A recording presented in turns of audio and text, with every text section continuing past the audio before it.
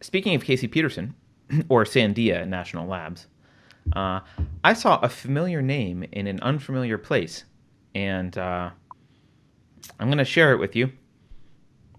Let me start by saying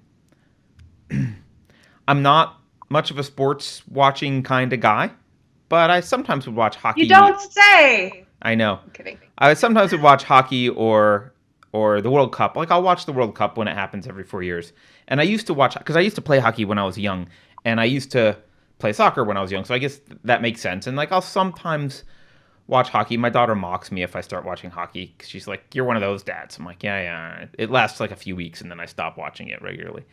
But the NHL has been, as far as major sports leagues, they've been up to now, we'll say, the less woke of the sports leagues, right? They haven't been doing this. But their time has come. Their time has come, unfortunately. And let's just take a look at this press release from the NHL. You got to just stop watching sports. It's going to be the summary. So, for immediate release. All right. They've decided that they are going to now, with the NHLPA and the NHL, do anti-racism efforts. Here we go. Here we go. Now, notice who they're hiring. All league employees will participate in an inclusion learning experience conducted by Bill Proudman from White Men as Full Diversity Partners. Do you remember where that is? Oh, yeah. They're the people doing the indoctrination at Sandia. They are indeed. They are indeed. Anyway, so they're hiring these guys who were in Sandia. Now, by the way, talk about grifters. I just like, some white dudes are like, I know how we can make money off of this whole thing. We'll self-flagellate, and we'll teach other white males how to flagellate themselves. All right. So the league will work with its longstanding partners as the Thurgood Marshall College Fund, Center for Justice Research. At the club level, the league will continue to host a series of courageous conversations. Now, of course, they name it a conversation because that's the thing you're not allowed to have. What you're supposed to do is listen. Related to race, equity, diversity, and inclusion, courageous conversations provide a forum where club personnel can delve into subject matter such as privilege, embracing difference, becoming even more of an ally, and unconscious bias. All of our favorite buzzwords, NHL. Thank you. The league will also continue to educate our fans and stakeholders. No one likes to be educated by their sports teams more than NHL fans. I got to tell you, the NHL fans are going to love this. Wait. Especially moral instruction. Yes. I mean, that's what this is they're trying to, this is their version of social justice ideology is a kind of a religion. And for some people, it's where they derive their sense of morality. This is a kind of moral instruction. It would be no different than the NHL saying, we're going to educate our fans about Jesus Christ. I mean, it's much worse than that, I think. I would rather have them educate their fans about Jesus Christ, Carrie, frankly. And I'm an atheist. So, yeah. So they're going to educate you about the importance of anti-racism work. And, that makes me want to watch more NHL games. I don't know about you guys, but I really want to be educated from my entertainment.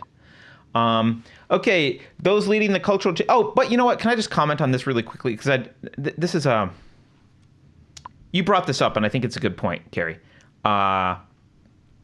This idea that since we no longer have religion, I mean, it's not dead completely, but it's certainly not as popular as it once was. Since we no longer have religion and the atheist community has not replaced it with anything compelling at all other than like, how about some hedonism, or maybe democracy equals morality, which are like the lamest things that you could possibly replace it with.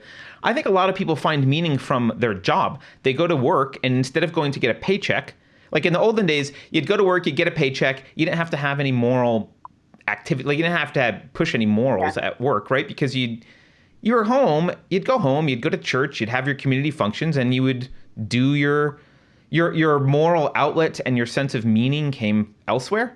But now no one has any of that. So they're at work like, how do I show that I'm morally good? Well, I better do it at the NHL. and yeah. And then they claim it's not political because, well, it's not political. It's just an entire moral framework that dictates your politics. But it's not political. We're not telling you who to vote for. We're just saying anti-racism is the most important thing ever, and you should vote. And by anti-racism, we mean racism. Right, That's yes. what they call, for Yeah. anyone who's Yeah. new to this channel, they rename everything. They're very Orwellian. And they call, you will see one of the people we call the high priests and priestesses of the movement. Somebody in a comment to our video the other day was asking, who are some of the high priests and priestesses? Well, right now, some of the ones who are the most culturally powerful are Robin DiAngelo and Ibram X. Kendi. They both have SJW books, cult indoctrination books, at the top of the bestseller list. Ibram X. Kendi is one who's done videos on why you need to be anti-racist, not racist. and then he has a whole video explaining the difference between what's the difference between anti-racist and not racist.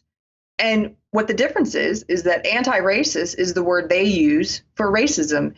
It means literally treating people differently on the basis of race. They teach you that we all need to judge people and treat them differently on the basis of race. That when I look at you, I'm supposed to catalog all these different categories you're in, these identity group categories, and I'm supposed to treat you based on what categories you're in. That's racist.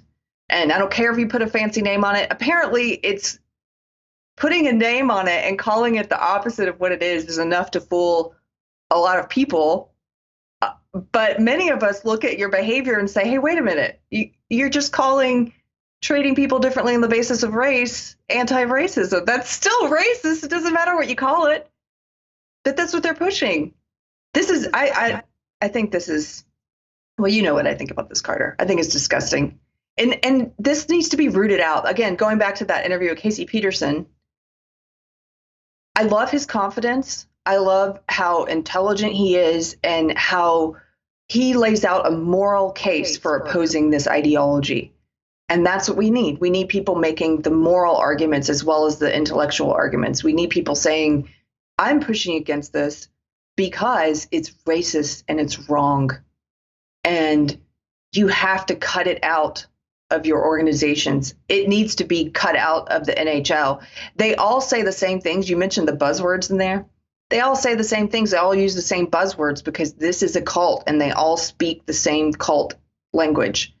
So you once you've seen it somewhere at Sandia Labs, you can recognize it somewhere else at like the NHL. It doesn't even have to be the same training group. It could be a different SJW training group. It's going to be the same language.